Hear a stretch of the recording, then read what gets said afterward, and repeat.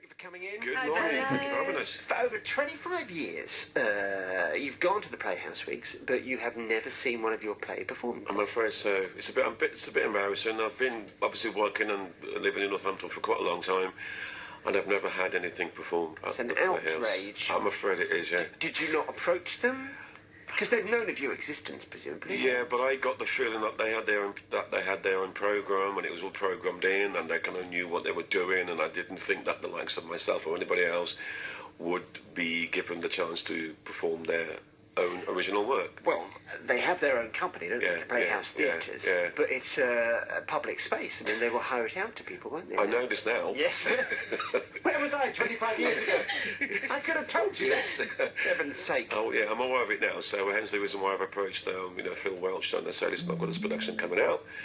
And any chance of staging it there? And he went, not a problem at all. And I went, thank you. So where have you done your stuff before? Because you've done a lot of plays, haven't you? Yeah, it kind of varies. We either go at the Royal and Danegate and at the Underground, or we go to the Castle Theatre, and we've done lots of shows there. And recently we did a show at the Boys' School, which was Caribbean Soldiers, which was last Sunday. So whatever venue is available, we obviously book it, and then we perform our productions there. Is this your job? Can you make a living from this, or do you have to do other stuff? A boy's got to put food on the table, hasn't he? Boy's got to put food on the table. I do other stuff. I paint portraits and do Disney characters to families and friends. You're a clever, creative fellow, aren't you? I have a go. Extremely creative. Always from school you had this within you? Well, my mum said to me, when I was very little, she said to me that my grandmother kind of looked at me and said to me that I would be very talented and the talent would come from my hands. So that's what she said. I remember that. So pictures, painting, writing, that's where it all comes from. They said that to me. They turned out to be right only in another context. Talents in my hands. Sculpting. Of course. April, for heaven's sake. I have found wigs over the years. I can't help if it leaves my mouth pure and then it's sullied by the cesspit. The cesspit of other people's minds. Can I? Sorry about this. So this is a Swan in the Attic. Who is the Swan? That would be me. You're the Swan. I'm the Swan. April. Now, I know you from singing. I know you from singing Wellingborough Arts Park. That's correct, yes. This is a non-singing role, Nope, this is a non-singing role, but you know me from Mask Theatre as well. I've done quite a few things with them. But this is a new venture for me with Weeks. We've been trying to work together for years, and schedules have never married up, so it's really, really exciting for me to be working on this with him. And the story is one of a family conflict. Yeah? Yeah, go for it, Yeah, it centres around Gloria, which is my character, the Swan, and she's been bullied all her life by family, by friends, by people at school. She's a very lonely, mixed-up woman, and she goes to extreme lengths to try and cope with this bullying. She creates a kind of Neverland in her attic where she feels safe and where she can replay some of these events as a way of processing them. And your role? My role is Nina. I'm Gloria's niece, and basically she's very lost within herself and is constantly searching for who she is. She's very different to Aunt Gloria, and I think that's why they get on so well, because they offer each other something different. And also she lives in London, a bit like myself, and is like struggling under the pressures of everyday life, finances. It's a really exciting role to play, actually. You're not from London originally, are you? No, Liverpool. Yeah. So have you gone down there to work? I came down there 5 years ago to go to drama school, and I came out last year and met Weeks, and now we're doing Swan in the Attic. Is there a lot of work around for people to start a drama school? Is it difficult? It's difficult starting out, but I guess once you get going, build your connections, you can do it. It's always been tough, hasn't it, Weeks? Always been tough. Can I need to add, Bernie, young Bernie, I need to add that I'm incredibly pleased with Joanna as well, because I've been looking for someone to play the part, and there was no one local. Now, Joanna, we rehearse on Tuesdays and on Sundays.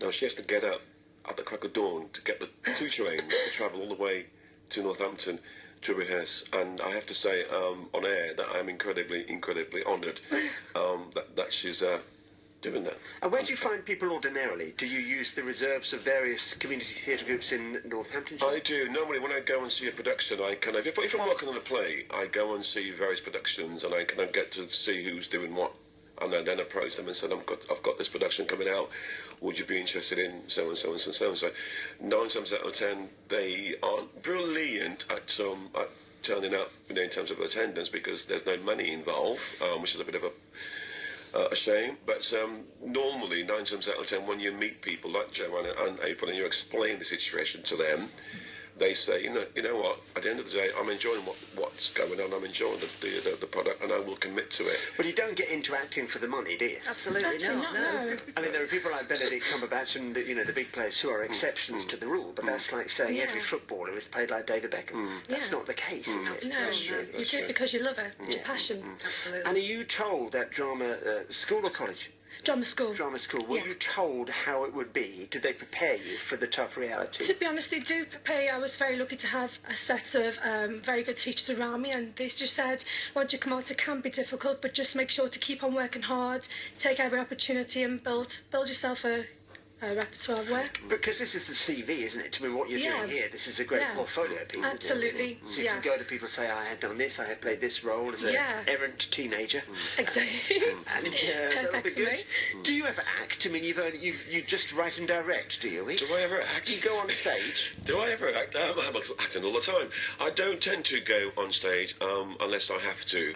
Unless I really have to. There was a problem, for example, with the Caribbean Soldiers, could not find a black actor for love and money. So I thought, it's got to be me, isn't it?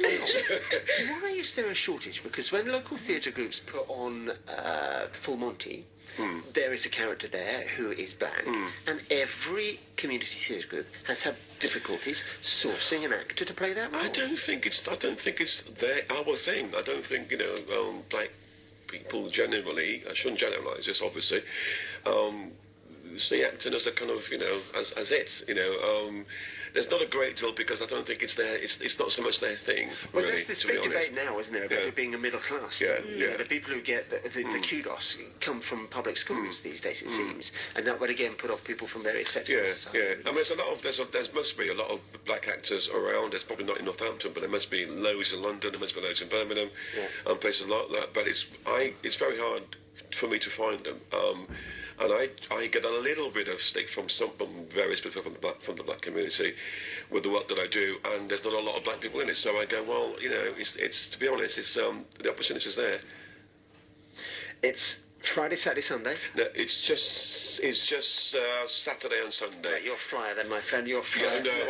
I know. Exhibit A, my lord. But that was, These days, it does. But we've had a problem. Hence the reason why I'm just in, because I'm actually going to a funeral I because thought I thought so that that's the might be reason. Respect for my career, which died earlier on last week. But it's not. No. So it's Saturday and Sunday. We're just for that reason. Okay. So that's so why. if you'd like tickets, here's the number for the Playhouse. It will be 01604 62 7791. And you're enjoying it, April, being a Yes, part of I it? am. Yes. A challenge? Definitely. Yes. Is it a wordy piece? Absolutely. Oh my god. So how have you learnt your lines then, Joanne? Wow. How do you do it? Do you okay. visualise the page?